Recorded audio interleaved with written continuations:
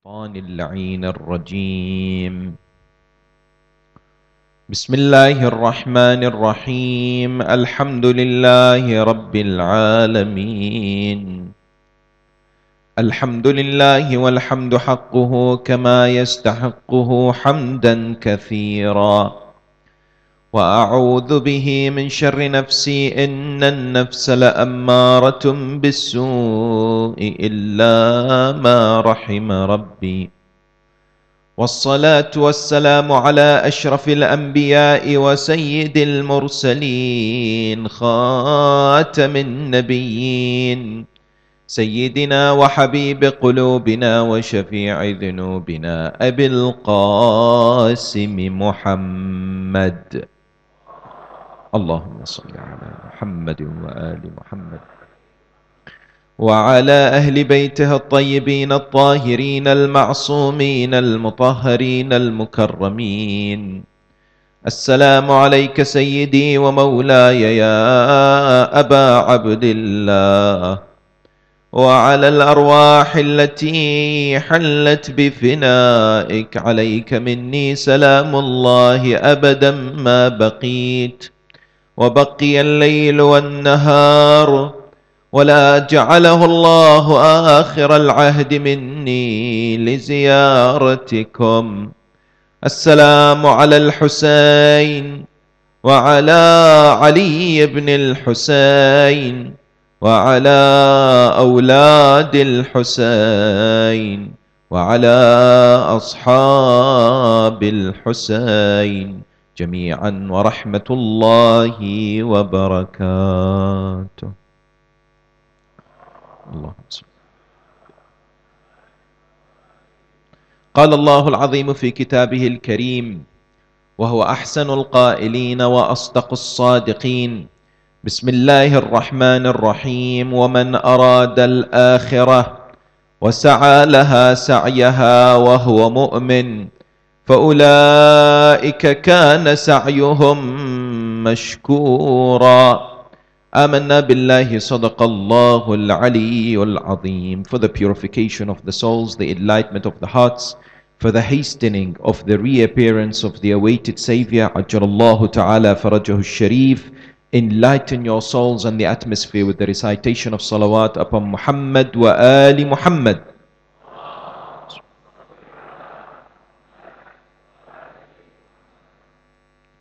Respected elders, brothers and sisters, Salamun Alaikum wa Rahmatullahi Ta'ala wa Barakatuh. It is deemed to be one of the greatest strengths of the human being, an ability that, if strengthened, will give rise to success. It is a quality that all believers should seek to obtain the pleasure of God and achieve the objective of this creation. Willpower, or the ability to self-control, is one of the features of the human being that many focus upon when it comes to their lives. They consider that in order to achieve what they set out to in their lives, in order to get to their goals and their destinations, they need to have strong willpower. They need to have the determination. They need to have the commitment. They need to have the strength to be able to reach that which they desire to reach. Whether it was the prophets, whether it's sportsmen and women, whether it's politicians, whether it's businessmen and women, anybody out there who considers themselves to have been successful in life will undoubtedly have had strong willpower. And it is recognized that is something that people look to attain in their lives in every shape and form. Sometimes we feel a sense of desperation to have a strong will, yes? Because we are told will is power, no doubt, in achieving whatever we wish to achieve. How many times you and I have been in situations where we wish we had strong willpower to resist the temptation, and to say no, and indeed to go about that which we should go about. For example, for those who are seeking to give up bad habits, for those who have made certain commitments, because you look at, for example, New Year's resolutions, that is where many people set out their agendas for the coming year. And it is where they test their willpower.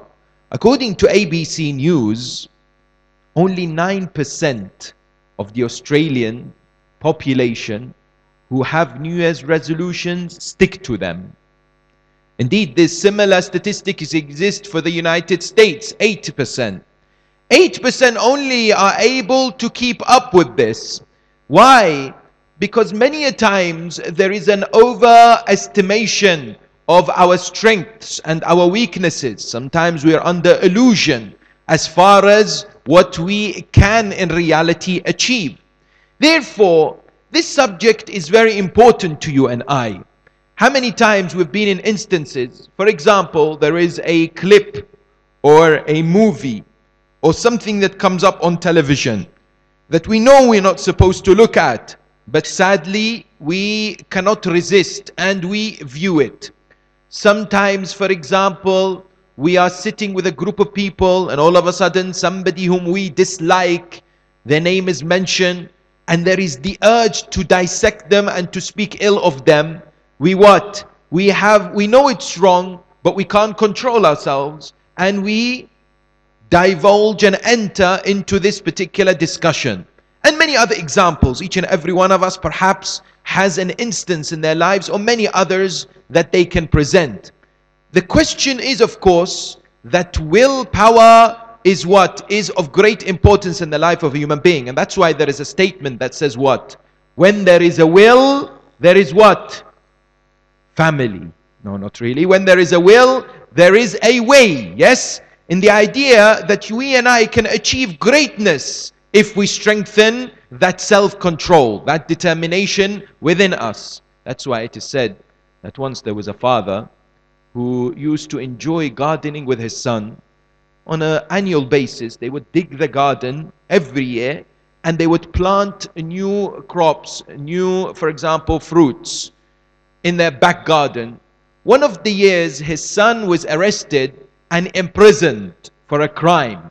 Therefore, he felt saddened. There's no one to help him dig the garden this year. He wrote a letter to his son. I miss you this year. There is no one to help me in my garden. Yes, dig it. He responded, his son responded from the prison with a letter to his father. He said, my dear father, I'm so sorry I'm not with you, but I just want to give you this secret. Please don't dig the garden because I've hidden a few weapons in the garden. So don't dig it this year. The police, of course, read this letter. They come to the house and they order that the garden is dug. When the garden is dug, they don't find anything. The father responds back to the son and says, son, they didn't find anything. The son responds back, you're very welcome. In the idea that if there is a will, there is a way, no doubt, yes, that you and I are able to achieve greatness. When we look at the whole subject, there is a need for us to understand and appreciate that it is objective of the human being to excel in life and to look to improve themselves. And without this emphasis, this idea does not necessarily materialize. That's why we don't need to discuss why we should strengthen our self-control, why we should seek to somehow enhance our willpower. It is something of a foregone conclusion for you and I. And indeed, scientists and behavioral experts have conducted experiments to show the benefits of having a stronger will. For example, there is a psychologist, behavioral psychologist by the name of Walter Mischel. In the 1960s, he conducted a very interesting experiment. He brought a few 4-year-old children and he placed them in the room, and it was known as the marshmallow test. What did he do? He said to the 4-year-olds, each you have one marshmallow, yes? You can eat it whenever you want, but if you wait for 15 minutes and you don't eat this marshmallow, we'll give you another marshmallow. Yes. What happened was that, of course, some of the children waited and some consumed the sweet. He later on, 40 years later, would you believe, went back and reconnected with those children when they were what? Later as adults. And he studied their lives, yes? This is, of course, one of many experiments perhaps that he conducted. He came with the conclusion that the children who did not have the will to resist eating that marshmallow, later on in life had a number of behavioral problems. They suffered with stress, for example, yes? They had a number of psychological issues, whereas those who had a stronger will were seemingly more happy. They were seemingly what? More successful in their lives. Therefore, the conclusion that is presented is that this idea is beneficial for the human being. In the Holy Quran, Allah subhanahu wa ta'ala addresses willpower. What is the Arabic word for will? Al-irada. Bismillah ar-Rahman ar-Rahim. وَمَنْ أَرَادَ الْآخِرَةِ وَسَعَى لَهَا سَعْيَهَا. Allah says, whomsoever has the willpower to seek akhirah and to work for it, وَهُوَ مُؤْمِن, as well as the fact that they are believers, فَأُولَٰئِكَ كَانَ سَعْيُهُمْ مَشْكُورًا. Allah will be grateful to them, so to speak. In other words, they will attain the reward of the Almighty subhanahu wa ta'ala. Similarly, the Quran gives us beautiful examples of prophets who had strong will. Yes, they had strong self-control and determination. Like whom? For example, Prophet Ibrahim alayhi salam. Yes, Prophet Ibrahim alayhi salam was an individual who brought his family, his wife Hajar and Ismail, to the barren desert of Mecca. Allah said to him, you must leave them there. Ibrahim did not dispute. Yes, Ibrahim did not say how are they going to live, what about water, what about food. Yes, his determination was very strong. Yes, similarly his wife Hajar would be also of an individual who had that particular determination. In which way? You find that she would be in that difficult situation, yet she would not necessarily lose hope. Similarly, later on, when Allah commanded Ibrahim to slaughter his son Ismail, both the father and the son would submit to Allah as well as the mother. When you look at Prophet Yusuf alayhi salam, yes, his willpower was such that he stood firm against the temptations and the advances of the wife of the minister when it came to the palace. And of course the journey of being enslaved and so on and so forth. Our holy beloved Prophet, Al-Rasul Al-A'zam, Muhammad sallallahu alayhi wa alihi wa sallam,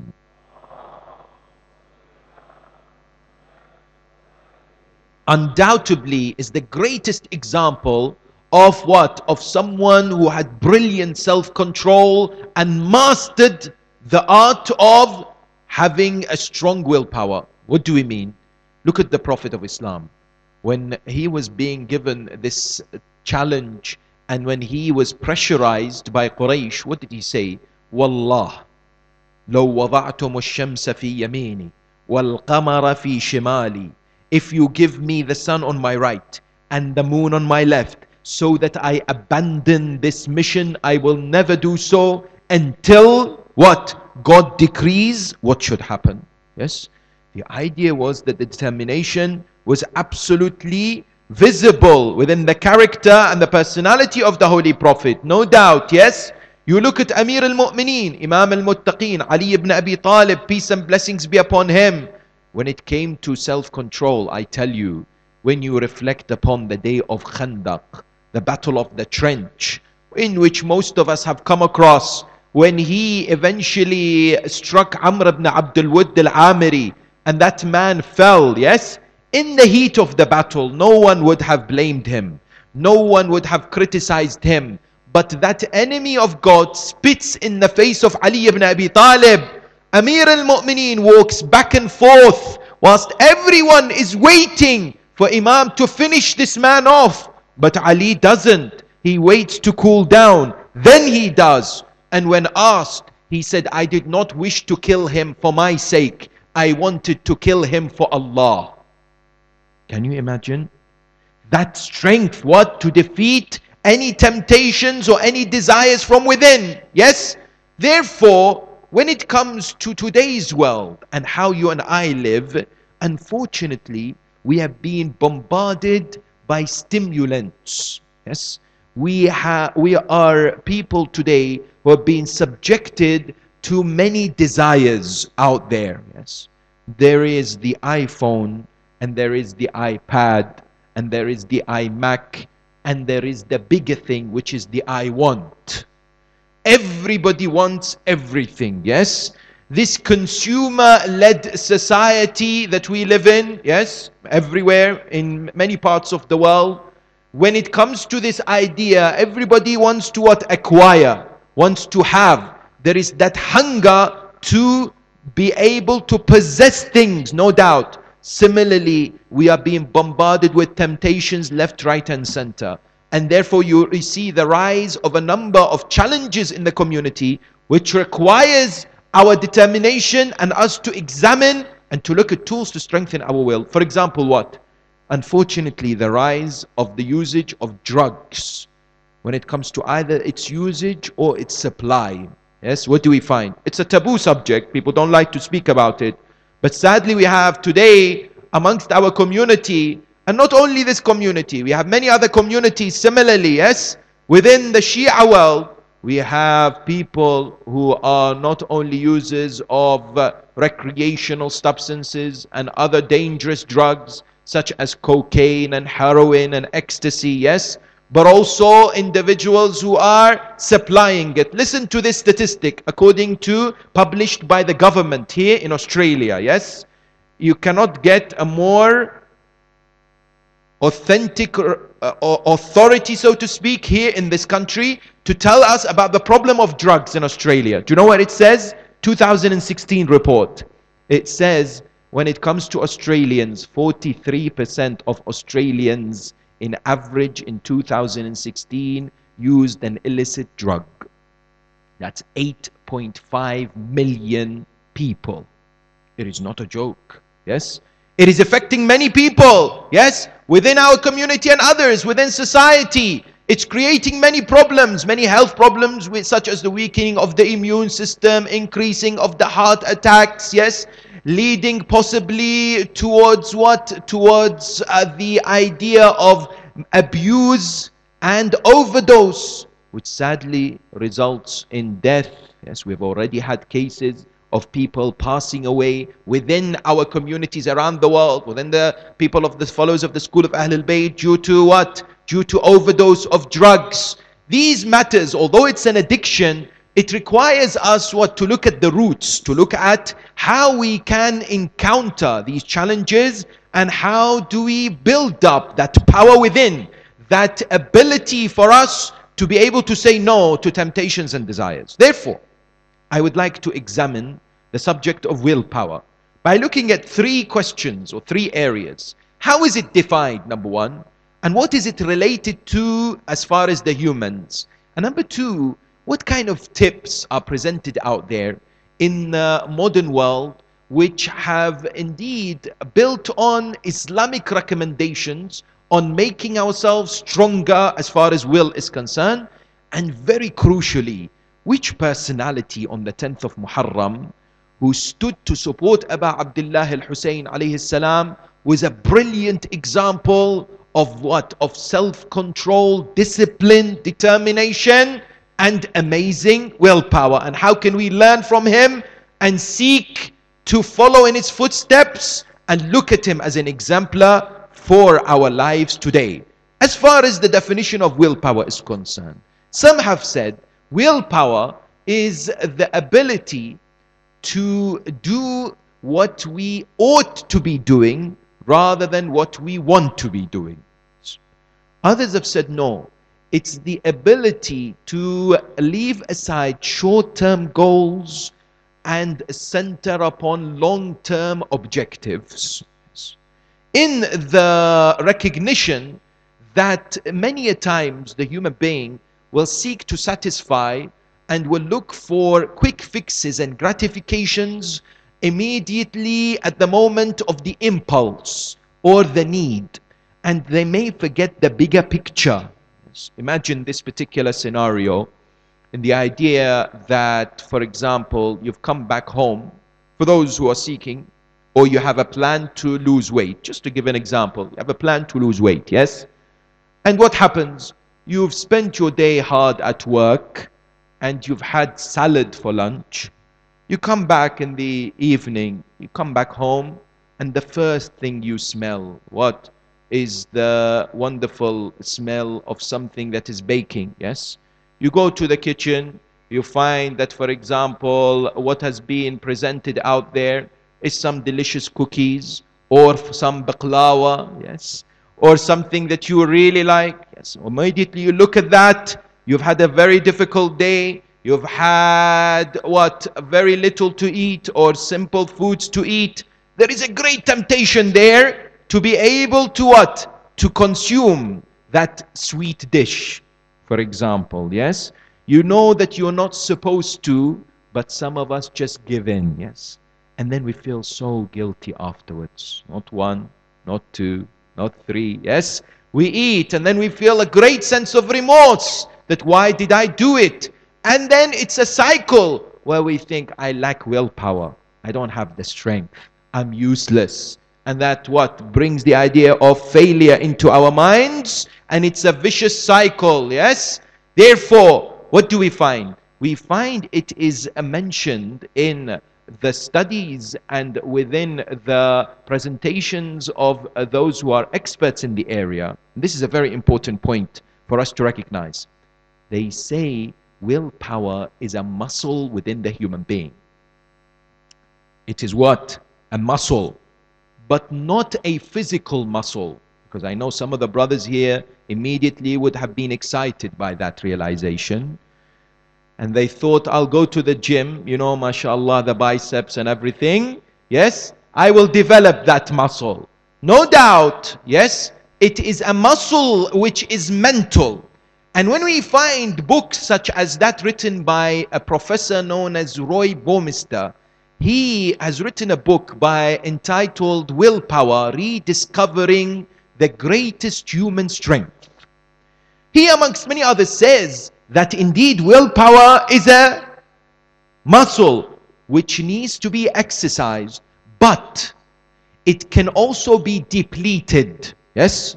It can also be weakened. Please pay attention to this. Yes?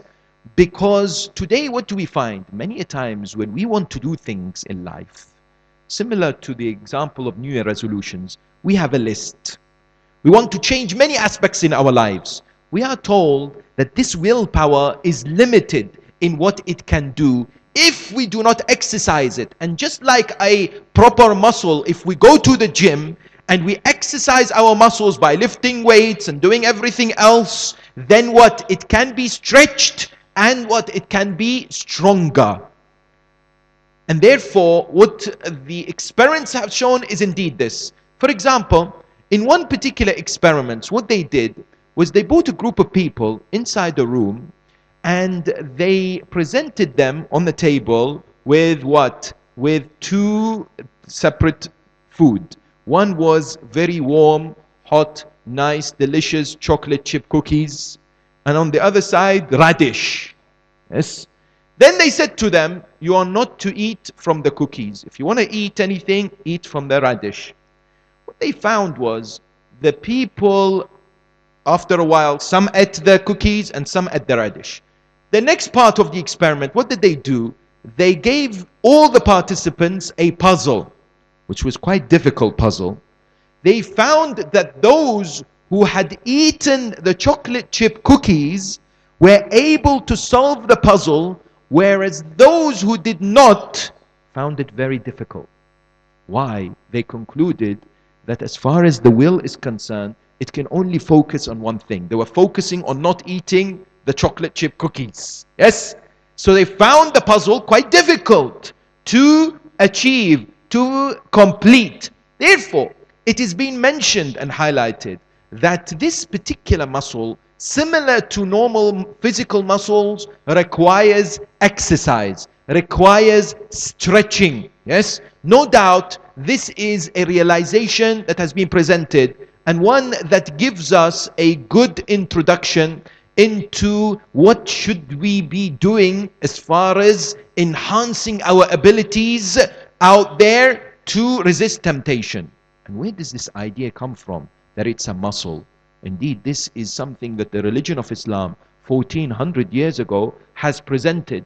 Yes, within the teachings, in which way we are told that the nafs, the soul, has a number of faculties.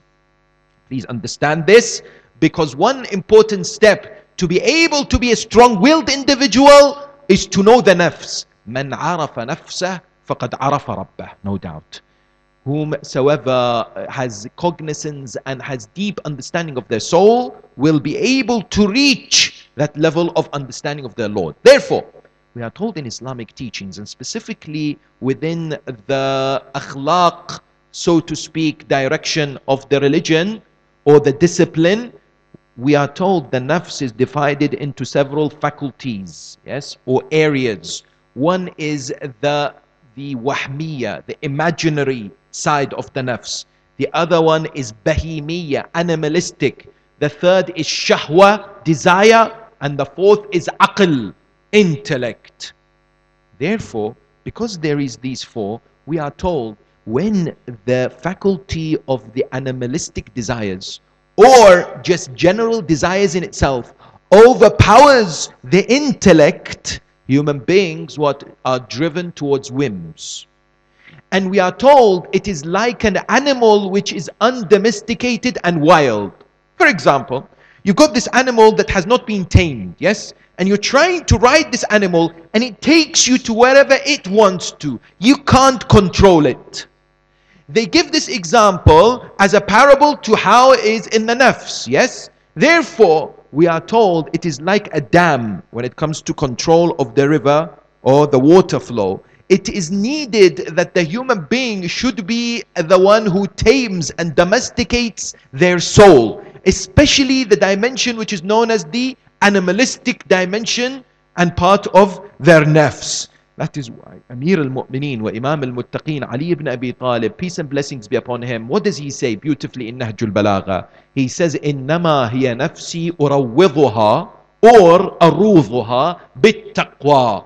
He says, I know my soul, I need to exercise it, I need to stretch it, I need to control it, but I do so with taqwa. حَتَّى تَفْزَعَ عَنِ الْفَزَعِ الْأَكْبَرِ, so that it is shaken regarding the day of judgment. Yes? The Quran also, of course, comes forward and highlights this categorically.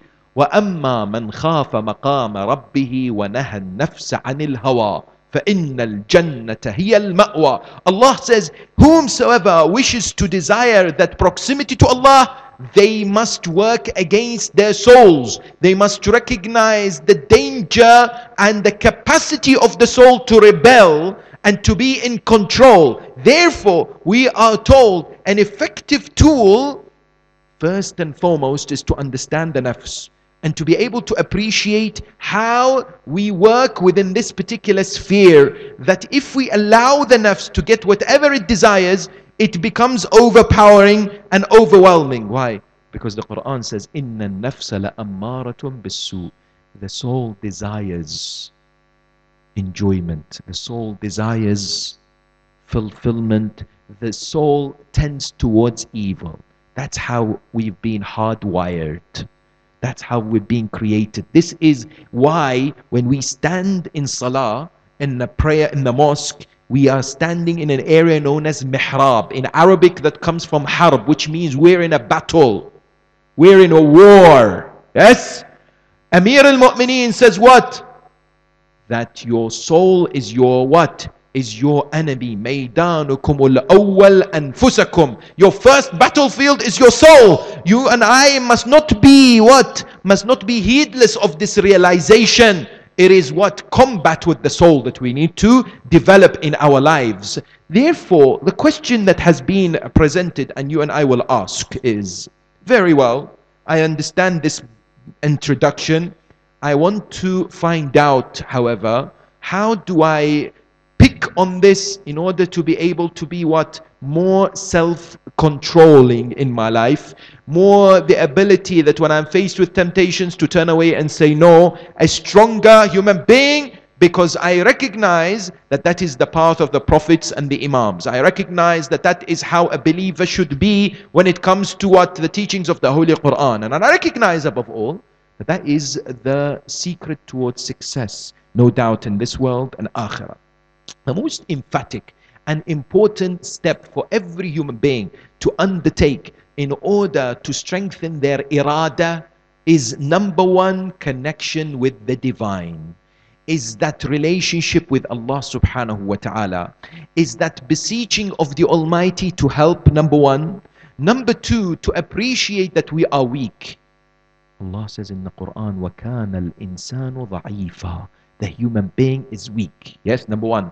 Number two, given that the human being is weak, to appreciate there are external factors such as the shaitan which seek to derail the human being at every single opportunity. Yes, that we must recognize. And number three, not to be dejected by it and to be despondent, but to remember. Amir al-Mu'mineen says, أَتَزْعَمُ أَنَّكَ جُرْمٌ صَغِيرٌ وَفِيكَ انْطَوَى الْعَالَمُ الْأَكْبَرُ. Do you think you're a small creation of God and Allah has made everything revolve around you? The Quran says we have given you everything that you need to excel in this world. We have provided you with the air, we have given you with the drink and the food and the nourishment and the security. Whatever you need to excel, to achieve the objective of life, Allah says, I have given you. Don't abuse it, but at the same time understand how you can maximize it so that when you come to meet me eventually on the day of judgment, you are victorious.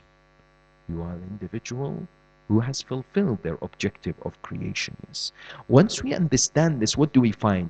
We find that this element of taqwa stands as our number one powerful supplement, so to speak, when it comes to exercising the soul. Without it, this willpower is feeble. Without it, this willpower will crumble. It needs the divine protection, guidance, and illumination. It needs to be present in the life of the human being. And that is where the power of ibadah, worship, and the remembrance of God comes in. How many times in the month of Ramadan, you and I have seen our willpower strengthen? And people often ask, why has Allah made such acts of obligation for us? I tell you, in this day and age, alhamdulillah, the mu'mineen and mu'minat here in Australia and in New Zealand, you're all in the du'as of your brothers and sisters in places such as Canada and the United Kingdom. You're all in their du'as, and also they pray that they come here as well during the month of Ramadan. Because what? Because of the lengthy fast that exists in the areas of the northern hemisphere. What do they find? That the salah or the maghrib is around 9:30, 10 o'clock. In areas of Scotland, in the United Kingdom, is 10:30, yes? And in some Scandinavian countries, it's even more. Some people ask, but you know, this fasting is so difficult, it's so hard. Why is Allah subhanahu wa ta'ala made it as such? Yes.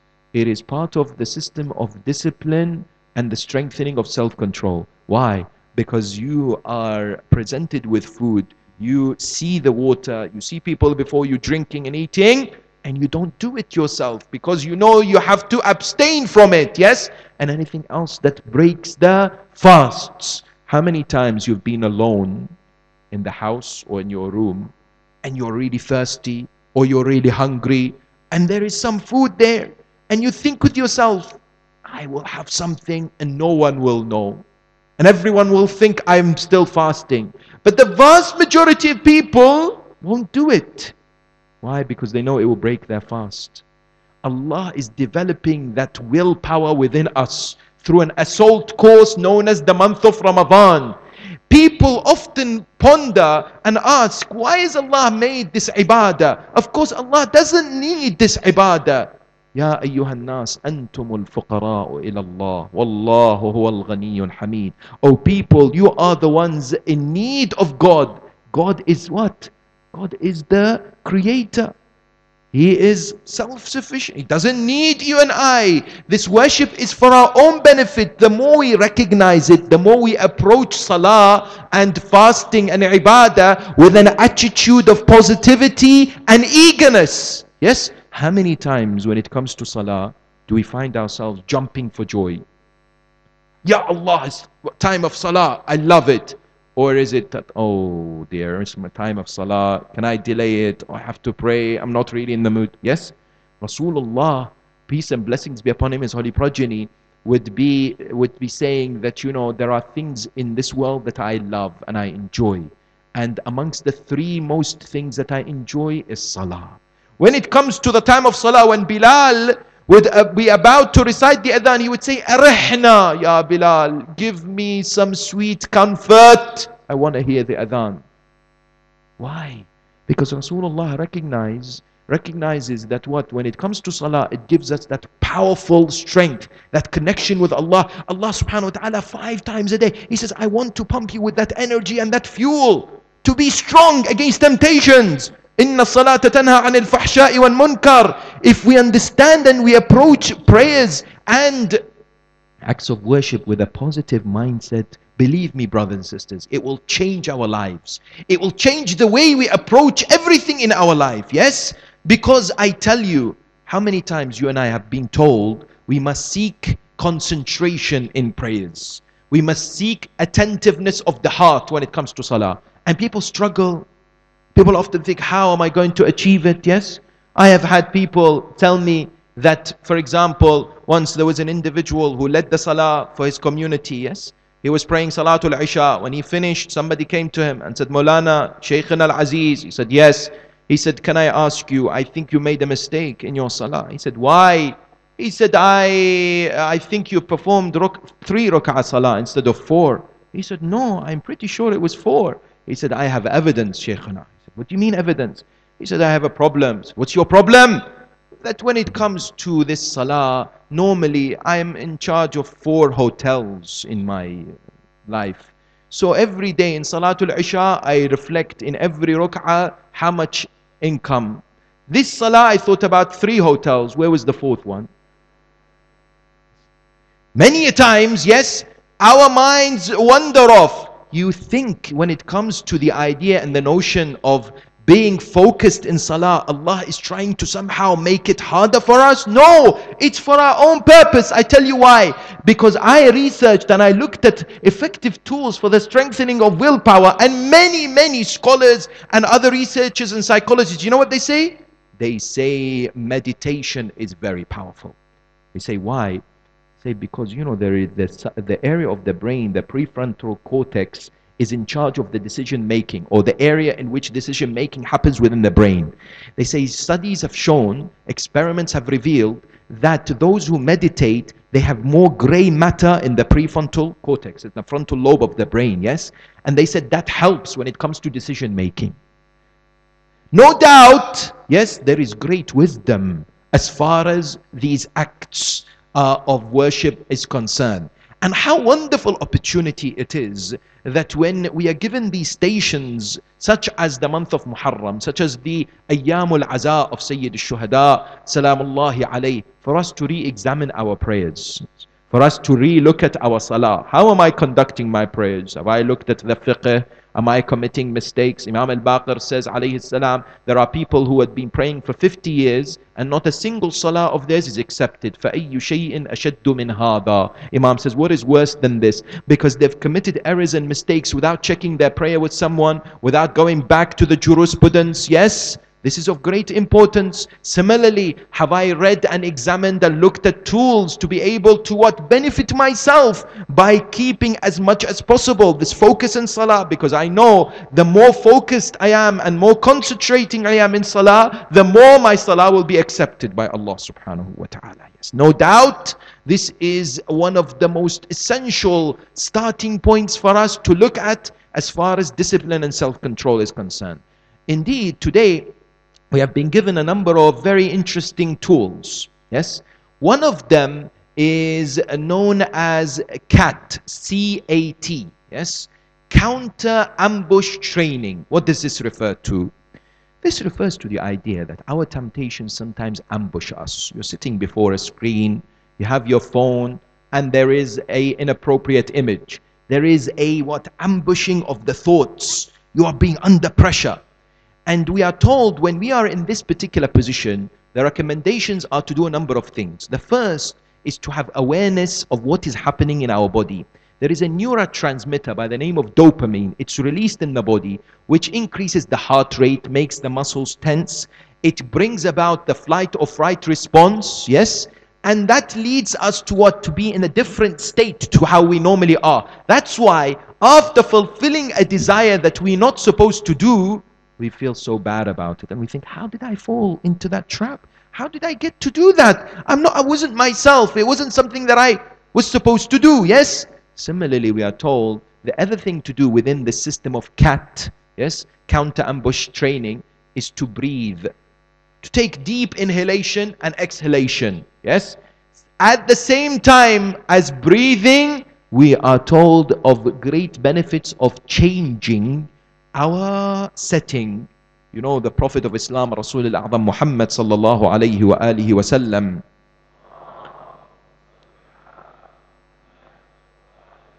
has mentioned this notion of when we are angry, and if we are standing, to sit down or to lie down and to go and perform wudu, yes?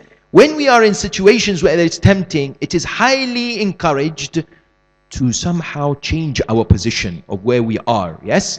And at the same time, distance ourselves from the act by saying to myself, okay, no problem. In 10 minutes time, I will come back and do it. No problem, 10 minutes.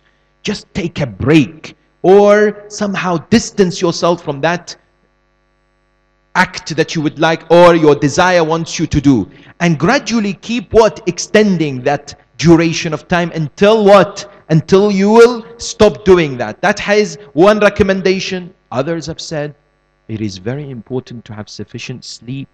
It is very important that the nutrition is looked after, that the food that we eat is healthy, because a healthy body brings about a healthy mind. Others have suggested that if you want a strong willpower, then you and I must be able to remove that temptations or what leads to temptations and create obstacles between us and that. What do we mean? So for example, some of us may suffer with watching TV a lot, or being on social media for hours and hours end, yes? The recommendation is make it harder to be on TV. So pull the plug, yes? Hide the remote control. When it comes to the certain social media apps, delete the app. Makes it harder for you to go to that particular area, yes? Or place a timer. Anything that acts as what? Anything that acts as a barrier, number one. Number two, it is said that start with simple tasks, and don't overwhelm yourselves with many objectives, because you will lose focus. You will lose direction. Many a times we are told in the month of Muharram, the month of Ramadan, Hajj, Ziyarah, any opportunity, let's have positive change. Let's be better human beings. So what we think, let me go and write down the list of what is wrong with me. Focus on one thing. For example, I'm missing my prayers. For example, I am speaking ill of people. For example, God forbid, I am backbiting. Yes? For example, I'm not paying my charity or what is wajib upon me to pay. Focus on one area and try to develop that strategy to improve your position as far as this area is concerned. Similarly, as human beings, we are people who are social animals. In which way? In the idea that collectively we like to do things. Experiments have shown with university students that when they were shown images and clips of other students not taking drugs, they themselves they themselves would stop taking drugs. Of course, when it comes to drugs, it's haram. All that these drugs that we mention, their taking is prohibited within the religion of Islam, no doubt. Yes, that's something we must remind ourselves. But when we look at others who have done it, we are encouraged too. Yes? So, to be associating ourselves with positive individuals, with those who will encapsulate us with positive energy, is of the greatest of importance. if we want to develop the irada and the willpower.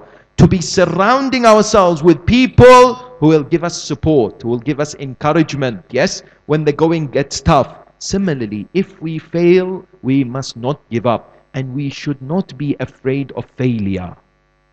We should not be afraid of not achieving where we want to achieve. Shaitan wants to what? Demoralize us and says, you can't do it. You'll never be able to achieve that. You'll never be able to get to that goal.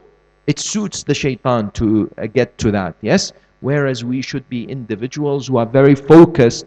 If we slip, if we can't get there, we keep going. We are determined. We are people who will not indeed give up. Yes, we know Allah subhanahu wa ta'ala says to us in a hadith Qudsi, take one step towards me, I will take 10 steps towards you. He wants us to have strong willpower. He wants us to have self-control. It's good for us. It will get us to Jannah. Therefore, we must not give up.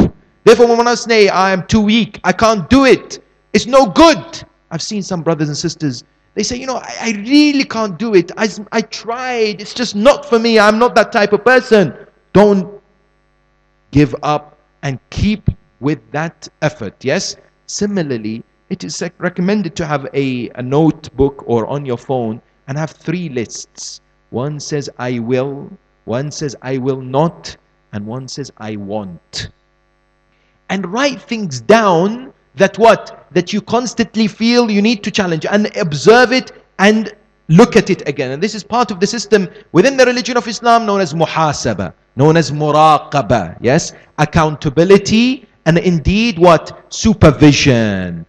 When it comes to certain narrations, what are we told? This is a very important tool that will help us, and it needs your attention just for a few moments. In order for us to enhance this strength and this muscle within us, we are told that in order to demonstrate the control over the nafs and to domesticate the animal within, we need to tell it we're in control. But we can't just tell it we're in control when it comes to haram. We must tell it we're in control when it comes to halal too. What do we mean? People say, what does that mean? Yes? It is the idea that the Ahl al-Bayt alayhim salam have presented. Once, Amir al-Mu'mineen salawatullahi wa salamu alayhi was walking in the marketplace and he saw a man selling meat. So the man looked at Amir al-Mu'mineen and said, would you like some meat? Please, here. Why don't you buy some meat? Amir al-Mu'mineen says, I don't have the money to buy it. The man says, Asbiru ala thaman. Don't worry. I will be patient. You can take it and pay me later. Do you know what the Imam said to him? وَأَصْبِرُ عَلَى اللَّحَمِ. And I will be patient as well. I don't want to eat meat, yes? I want to say no to my desires. It's halal, but I don't want it, right? We are told one interesting tool, not for all, some may find it helpful, and that is when it comes to things which are allowed or mubah, and the soul desires it, to say no. Be in charge, yes? Might sound a bit strange, yes? This is a battle between you and your own desires, yes? For example, you're coming home, it's a hot day, and you want to have ice cream. Just for example. Yes? There is a desire to have ice cream. It's halal, as long as it's halal ice cream, yes? When you look at it, you think, I want to have. The desire says you want to have, and you say, no, I'm not having it. I'm not having it. Some people will say to you, why? So I don't want to have it. Now, what we are told is, if you begin to control this muscle and stretch it by saying that you're in control, when you say no at times of permissibility or mubah things, when it comes to haram, you're in a much stronger position. You're in a more powerful state. Because you've said no before, so the soul knows, don't mess with this guy. Knows what he's doing, yes? The idea is what? The idea is presented in such a manner. That's number one. Number two, of a great interest within Islamic literature is the relationship between disciplining our time and our day and willpower. In the notion that time management is deemed to be a precursor towards effective self-control. If you and I don't care about the value of time, then we're not going to be in the right position in ensuring that we get to where we want to get and our objectives are met. Because if you and I are given this news, authentically, not fake news, given the news that we have been granted $84,000 every single day. But the bank says you must use it that day. If you don't, you can't roll it over to the next day. What do? We say, thank you so much. I love to see it in my bank account. It looks amazing, but that's it. Or are we going to rush to the bank, withdraw it, and use every single cent? Yes? Isn't it? We have 84,000 seconds a day. Allah subhanahu wa ta'ala has given us the gift of time. Quran says, وَقِفُوهُمْ إِنَّهُمْ مَسْئُولُونَ. Every second of our lives will be held accountable on the day of judgment. Imam Musa ibn Ja'far al-Kadhim alayhi salam says, one of the greatest points of hasrah, remorse for the human being on the day of judgment is their wasted time. Is that they look at the scroll of their life or the movie that will show all their lives and they think, wow, I wish I utilized my time better. Yes. That is something that we need to be careful of. Because the moment I manage my time effectively, the moment I know every minute is greater than gold, then I know what that is, gives me a strong bedrock and a good spring to move towards disciplining how I could utilize this time and how precious it is when it comes to my life.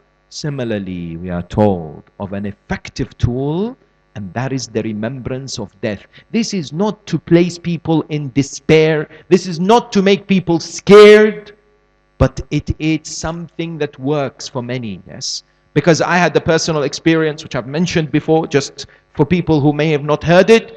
A brother came to me after one of the majalis and said, I have a problem. I said, what is the problem? He was a brother who just embraced the school of Al-Bayt.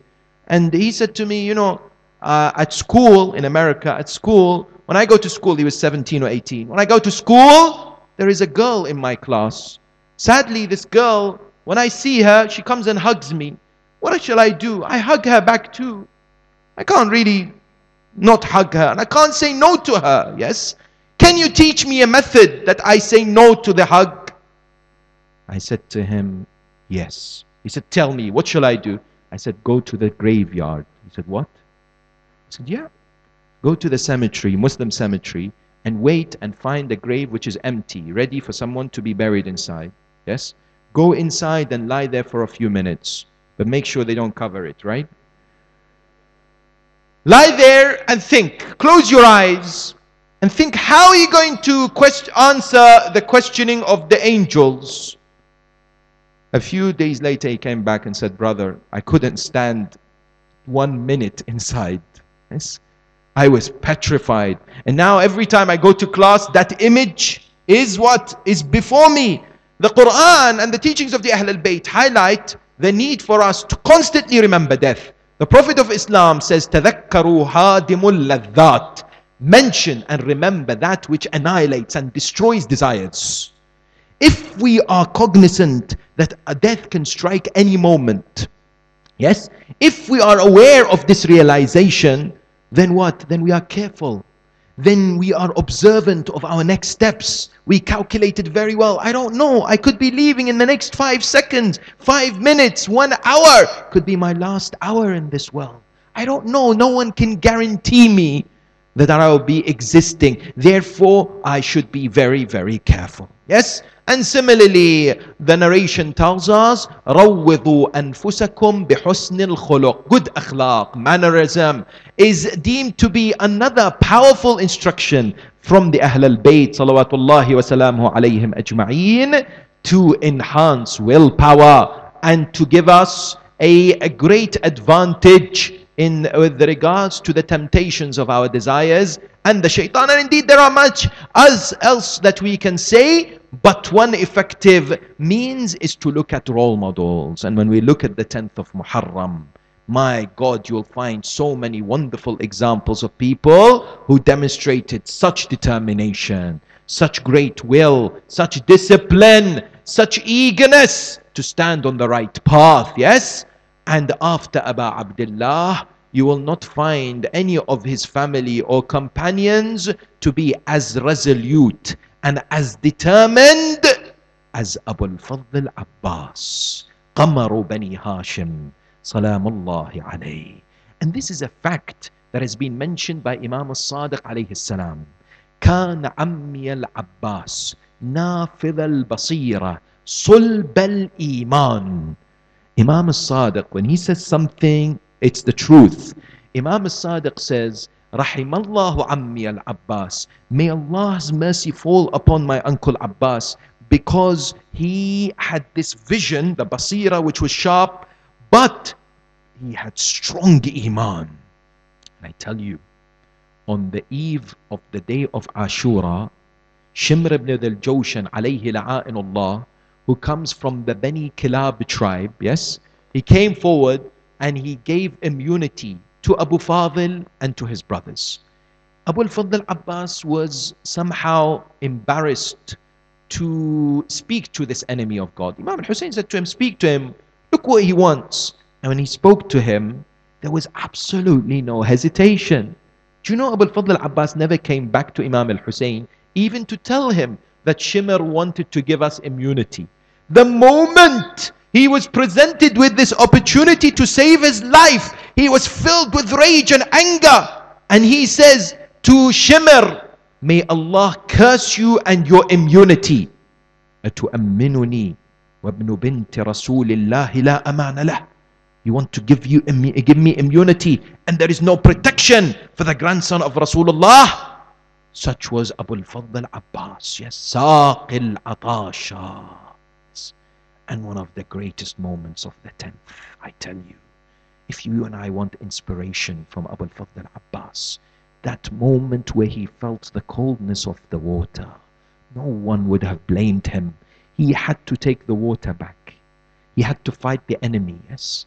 But that moment of the feeling of the coldness of the water in his hands, the thirst that was killing him, wallah, if I sit here on the minbar for the next 1,000 years and talk about how it is, I will never feel what Abu al-Fadl Abbas felt. Neither will you.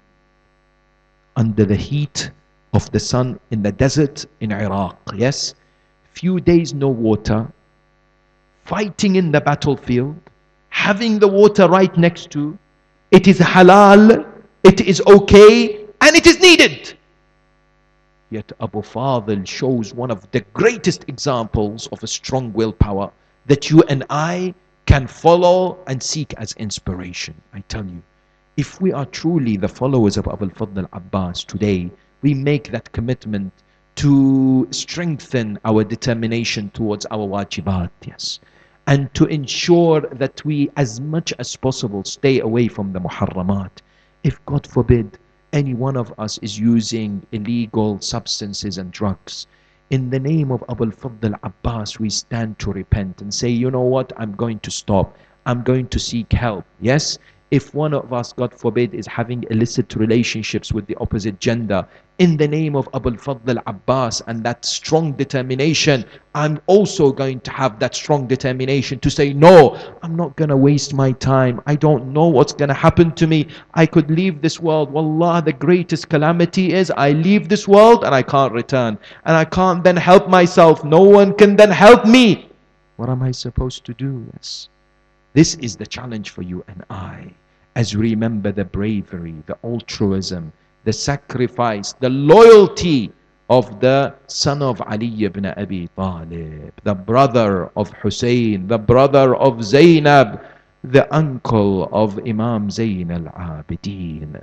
That's why the narrations tell us that on the 10th of Muharram, Abu al-Fadl Abbas would hear the cries of the children. Al-Atash al-Atash. Yes. That broke his heart when he heard the children screaming, wanting water. The thirst was killing them. He would not withstand the pain of the children and what? And hearing their agony, he came to Aba Abdullah seeking permission. He says to him, Sayyidi Aba Abdullah, allow me to go to the battlefield. Let me seek some water for the children.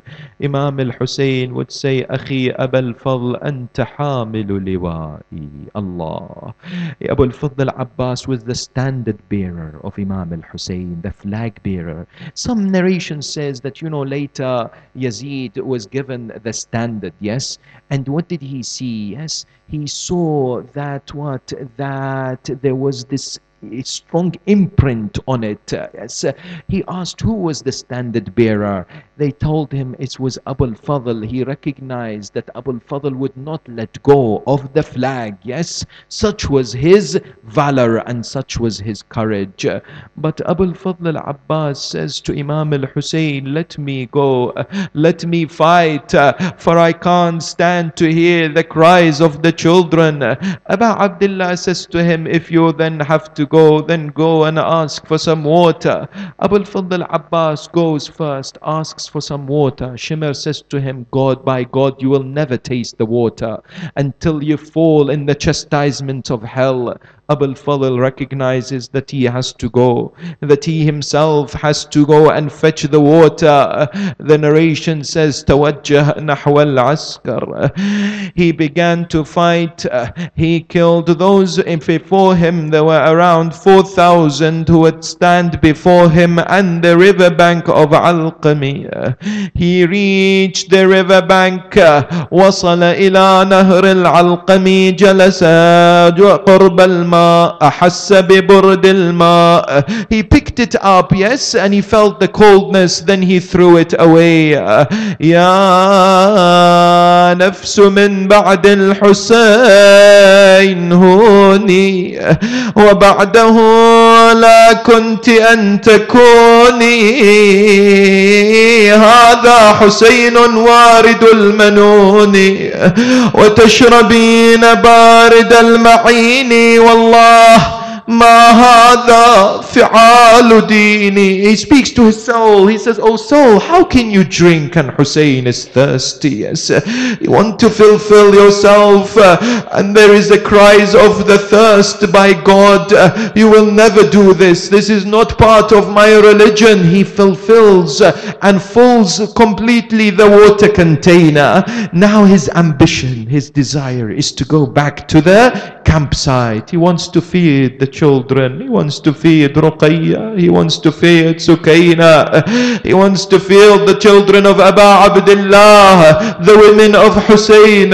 His determination is such. جعل يقاتل الأعداء. He went back fighting the enemies of Allah. أجركم الله كمن له أحد الأعداء. One of the enemies stood behind a palm tree, picked up the sword and severed the right arm of Abu al-Fadl al-Abbas.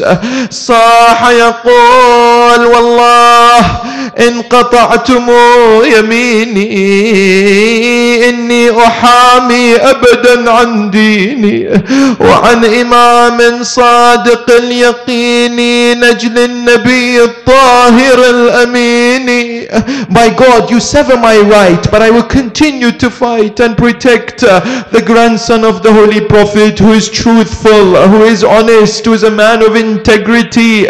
He continues. Now he's carrying the water container and fighting with his left.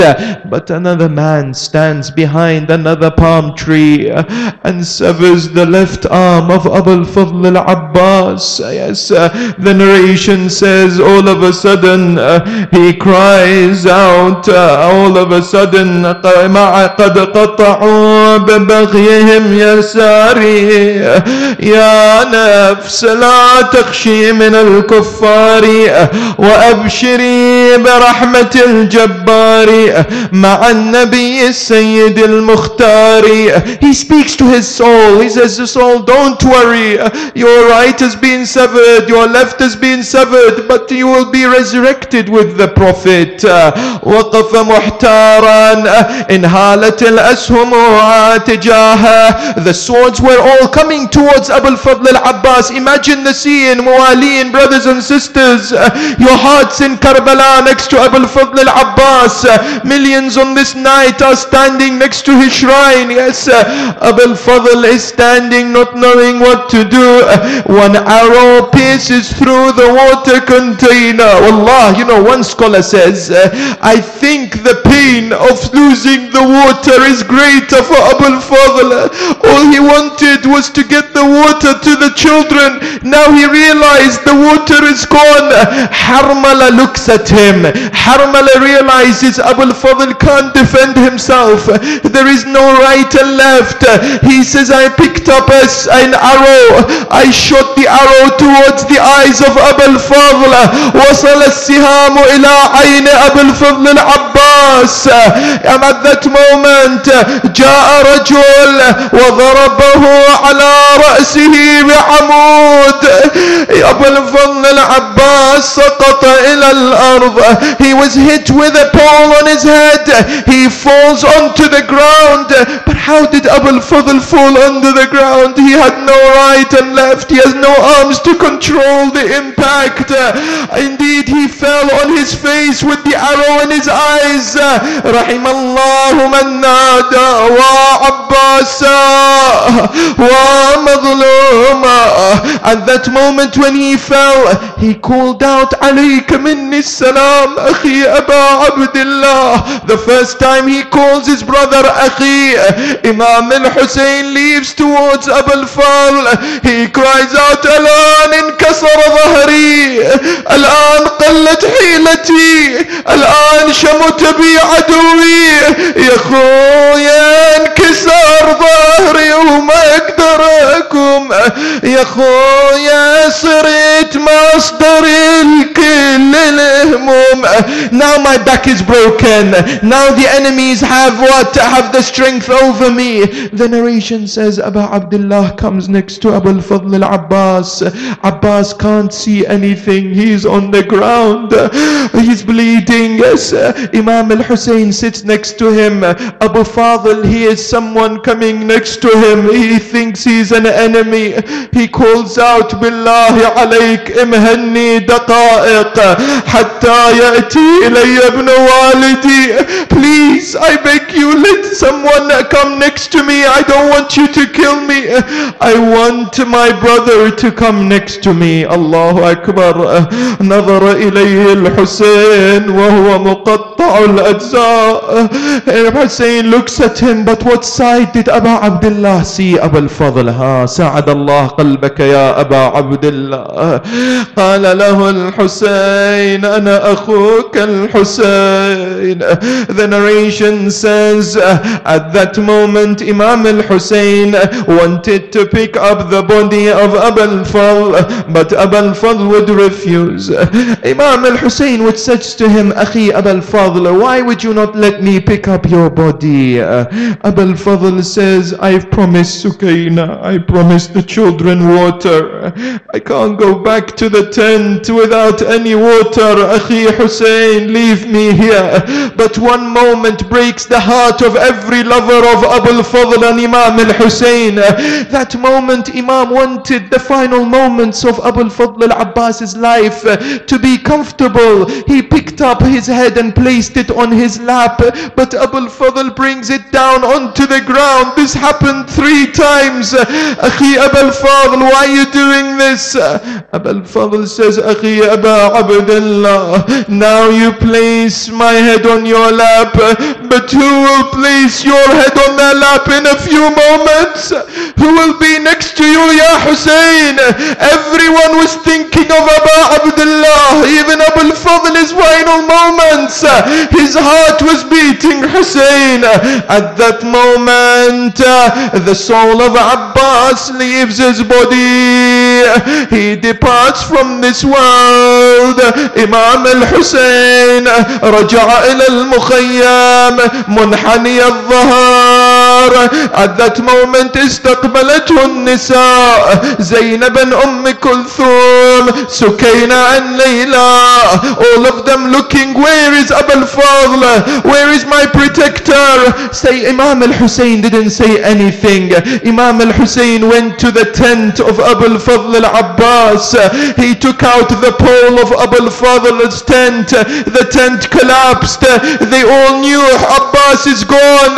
خرجت زينب وصاحت وعباسا وشهيدا وأخا.